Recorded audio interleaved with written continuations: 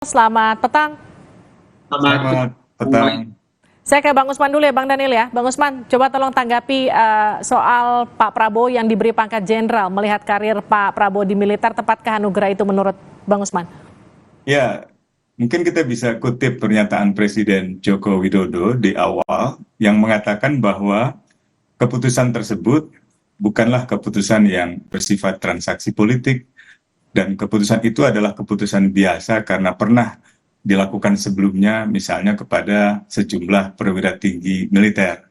Nah, yang berbeda sebenarnya di dalam kasus Luhut Bin Sarpanjaitan, Susilo Bambang Yudhoyono, dan lainnya termasuk dengan Jenderal Prabowo misalnya, adalah para jenderal yang pernah diberikan kenaikan pangkat itu tidak pernah mendapatkan sanksi administratif dari Dewan Kehormatan Perwira TNI atau dalam kasus Prabowo, Dewan Kehormatan Perwira ABRI.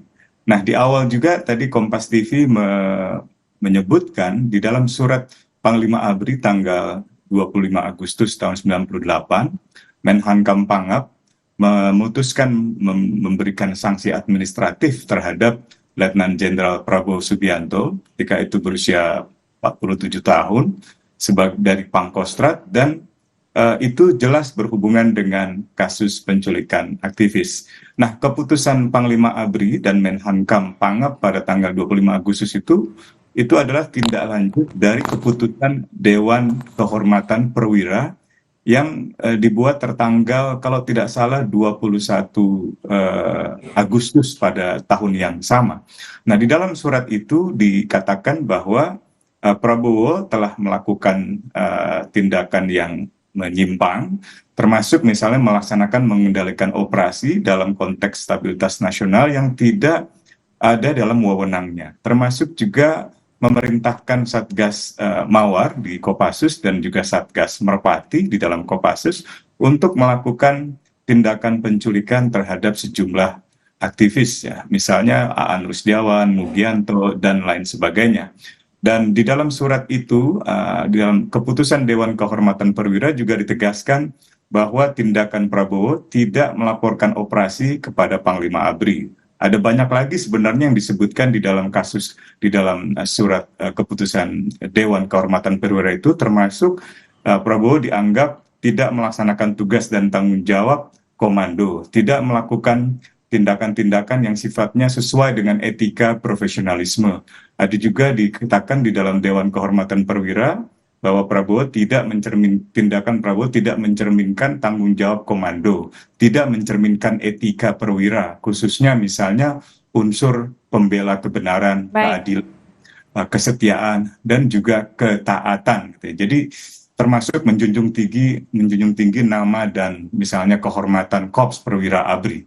Ada banyak lagi yang akhirnya surat itu ditutup dengan satu kesimpulan telah melakukan tindak pidana dari hukum pidana militer pasal 103 dan karena itu Dewan Kehormatan Perwira menyarankan agar Prabowo Subianto diberikan sanksi administratif atau berupa pemberhentian dari dinas keprajuritan. Jadi saya kira apa yang dijelaskan oleh Presiden Joko Widodo justru berbeda. Tapi perbedaan itu masih seringlah kita dengarkan seperti kata Ketua Umum P3 dulu, Pak Romi, Presiden kalau kasih lampu sen ke kanan berarti beloknya ke kiri. Bang Usman, ini izin saya potong ya, tapi kan sama kurang lebih seperti yang tadi barusan Anda katakan, Pak Jokowi justru menilai Pak Prabowo ini dinilai berjasa sebagai Menhan, sehingga kemudian layak mendapatkan jenderal kehormatan.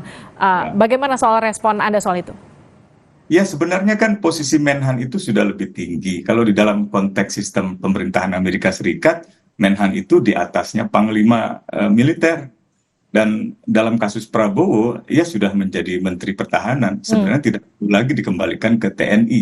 Dan kalaupun dikembalikan ke TNI misalnya, maka kita harus ingat bahwa statusnya sudah pensiun. Dengan kata lain, bukan TNI aktif lagi. Seperti tadi dikatakan oleh Pak TB Hasanuddin, bahwa pangkat itu sebenarnya hanya bisa dilakukan secara terbatas, khususnya kepada mereka yang memang masih aktif. Baik, ini mau saya lempar ke Bang Daniel ya, Bang Usman. Bang Daniel, itu seperti tadi barusan Bang Usman katakan, Pak TB juga sebelumnya katakan, dianggap salah kaprah begitu karena penyematan pangkat jenderal itu seharusnya kepada perwira aktif bukan ketika disematkan pada purnawirawan begitu karena Pak Prabowo statusnya saat ini sudah purnawirawan. Bagaimana respon Anda soal itu?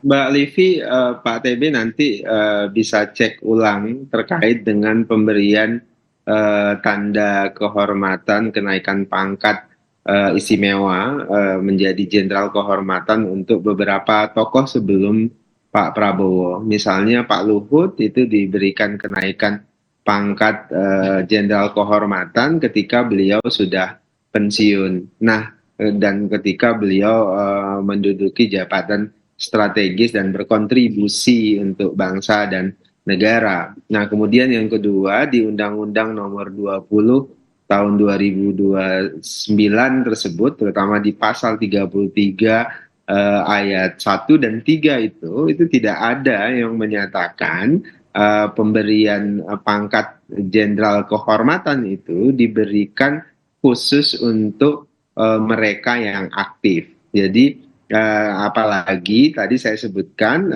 sebelumnya sudah diberikan kepada Pak Luhut dan beberapa tokoh yang lainnya, dan pada kasus Pak Luhut beliau pada saat itu sudah pensiun. Nah, kemudian yang kedua terkait dengan misalnya status Pak Prabowo. Pak Prabowo ini kan sudah distigma, diberikan hukuman yang lama sekali dengan berbagai tuduhan-tuduhan yang sejatinya itu tidak bisa dibuktikan sama sekali. Dan Pak Prabowo menerima itu semuanya sebagai bentuk loyalitas beliau terhadap TNI, bangsa dan negara. Dan jangan lupa juga Pak Prabowo berhenti dengan status pensiun. Artinya beliau diberhentikan dengan hormat.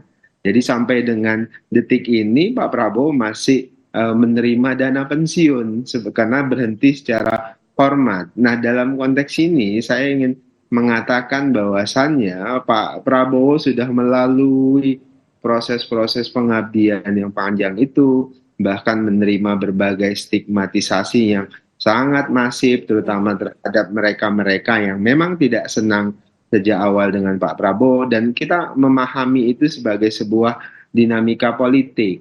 Yang jelas banyak pihak, terutama keluarga besar TNI dari dulu sampai dengan sekarang menilai bahwasannya dedikasi, loyalitas, keteguhan, kesabaran Pak Prabowo itu menjadi teladan bagi seorang patriot. Dan itulah juga yang menjadi selain alasan-alasan regulatif ya, tadi sudah disebutkan dan sudah banyak saya jelaskan, yang kemudian menjadi alasan kualitatif, alasan sebutlah emosional dan sebagainya yang kemudian memberikan kelayakan ke Prabowo untuk menjandang jenderal kehormatan.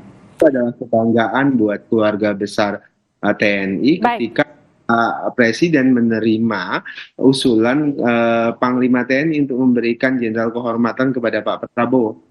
Baik, Bang Daniel. Kalau tadi Bang Daniel sempat katakan stigmatisasi, nanti kita akan minta respon dari Bang Usman, tapi kita harus kumandangkan azan maghrib terlebih dahulu. Kita jeda sejenak untuk wilayah Jakarta dan sekitarnya. Selamat menunaikan ibadah sholat maghrib untuk Anda yang berada di wilayah Jakarta dan sekitarnya. Kita kembali perbincangkan di Sapa Indonesia Malam mengenai gelar jenderal bagi Prabowo Subianto. Saya masih berbincang bersama dengan Bang Daniel Anzar Simanjuntak, juga Bang Usman. Tadi Bang Daniel sempat katakan soal kejadian di 98, pelanggaran HAM, dipecat dari TNI, itu semua hanya stigmatisasi begitu yang kemudian disematkan pada Prabowo Subianto. Bagaimana tanggapan Anda soal itu, Bang Usman? Memang akan ada masalah kalau proses peradilannya nggak tuntas. Yang tadi disebutkan di awal pengantar program Kompas TV itu kan sebenarnya merujuk pada surat keputusan resmi dari pimpinan ABRI, bukan sebuah stigma yang dimunculkan oleh misalnya masyarakat gitu, bukan, tetapi dari keputusan Panglima ABRI sendiri. Yang juga saya jabarkan tadi adalah keputusan Dewan Kehormatan Perwira yang dipimpin oleh Menhankam Pangap ketika itu. Dan hampir seluruh klaim yang tadi dijelaskan sebenarnya berbeda dengan apa yang pernah dijelaskan di dalam Dewan Kehormatan Perwira. Tadi sudah saya tegaskan, misalnya Dewan Kehormatan Perwira menyatakan tindakan Prabowo tidak mencerminkan etika perwira, tidak mencerminkan tanggung jawab komando, tidak mencerminkan kepedulian terhadap Sabta Marga, tidak layak, gitu. Ada banyak lah yang saya kira bisa dibaca di dalam surat keputusan Dewan Kehormatan Perwira ABRI yang ketika itu diketuai oleh Kepala Staf Angkatan Darat Jenderal Hadi Subagio kalau tidak salah itu. Dan itu bukanlah sebuah hal yang sifatnya stigma, tetapi sesuatu yang memang secara resmi. Nah, yang dilakukan oleh Presiden Jokowi ini justru bertentangan atau setidaknya bersifat inkonsisten dengan apa yang ada di dalam TNI. Baik. Setidak-tidaknya Presiden bisa dianggap menggunakan TNI akhirnya sebagai alat untuk kepentingan politik. Kita tahu Presiden sedang memperjuangkan anaknya menjadi wapres dan sedang menunggu pengumuman resmi KPU, dan juga anaknya sedang memimpin ketua umum partai PSI yang dikabarkan tidak mendapatkan suara yang cukup masuk parlemen, sehingga mungkin yang dilakukan oleh Presiden ini dipandang oleh sebagian kalangan pengamat sebagai tindakan untuk kepentingan sendiri setelah tidak lagi menjadi presiden, mungkin semacam meminta perlindungan